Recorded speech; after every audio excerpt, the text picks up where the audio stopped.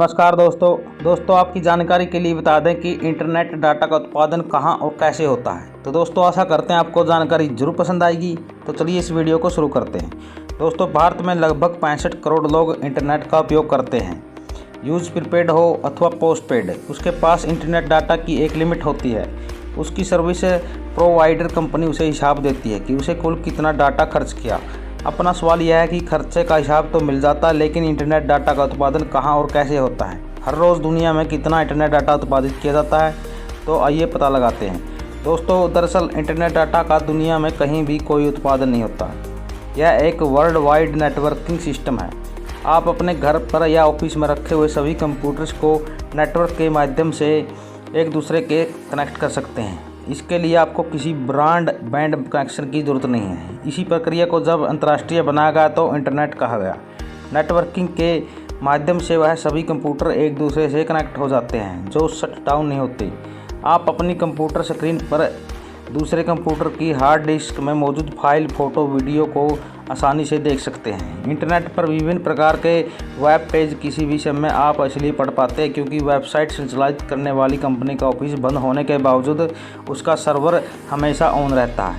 आप तो जानते हैं कि जब सर्वर बंद हो जाता है तो ऑफिस के खुले रहने पर भी आप उसकी वेबसाइट ओपन नहीं कर सकते। तो दोस्तों अब सवाल यह उठता कि जब इंटरनेट डाटा का उत्पादन ही नहीं होता तो फिर बिक्री कैसे होती है, कंपनियां इसके लिए पैसा क्यों देती है। और सरल हिंदी में उत्तर यह है कि कंपनियां डाटा का नहीं बल्कि सर्विस प्रोवाइड करने के बदले पैसा लेती है। उपकरण और कर्मचारियों की लागत एवं निवेशकों को देने के लिए मुनाफे को ग्राहकों से वसूला जाता है। तो दोस्तों इंटरनेट का संक्षिप्त इतिहास क्या है, तो दोस्तों इसका इतिहास के बारे में आपको बताएंगे। 1969 में टिम बर्नर्स-ली ने इंटरनेट बनाया था। इसका उपयोग सबसे पहले अमेरिका के रक्षा विभाग द्वारा किया गया।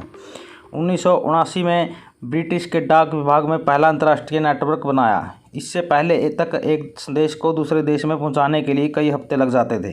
इंटरनेट के कारण पलक झपकते ही संदेश दुनिया की किसी भी देश में पहुंचाया जा सकता है। दोस्तों 1980 में सबसे बड़ा क्रांतिकारी बदलाव आया।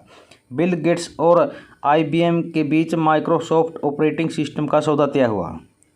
1984 में पहली बार फाइल, फोल्डर, माउस, ग्राफिक्स और ड्रॉप डाउन मेनू का उपयोग शुरू हो चुका। यह काम आईफोन बनाने वाली कंपनी एप्पल ने किया था। दोस्तों 1989 में एक ऐसा काम हुआ जिसके कारण इंटरनेट दुनिया के आम नागरिकों की पहुंच के अंदर आ गया। टिम बर्नर्स-ली ने इंटरनेट पर संचार को सरल बनाने के लिए ब्राउज़रों, पन्नों और लिंक का उपयोग करके वर्ल्ड वाइड वेब बनाया।